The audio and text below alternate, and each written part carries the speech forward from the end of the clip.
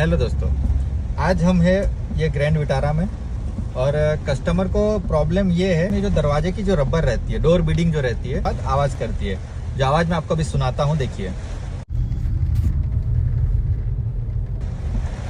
और ये आवाज़ जो है ड्राइविंग के टाइम पे बहुत ही ज़्यादा इरिटेट करती है। तो उसके लिए आज हमारे पास एक सॉल्यूशन है, ये वुर्थ का प्लास्टिक एंड रबर केयर, जो इसकी सारी बीडिंग पे हम लगाएंगे और उसके बाद हम ट्रायल मार के फिर आपको दिखाते हैं कि इससे कुछ फ़र्क पड़ता है या नहीं।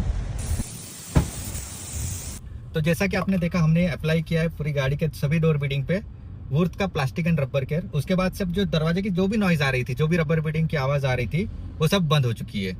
तो इसकी अगर प्राइस की मैं बात करूँ तो ये बॉटल जो है 570 इसका MRP है और ये एक बॉटल आपकी पूरी कार के लिए 2 से 3 बार आप आराम से उसको यूज़ कर सकते हो।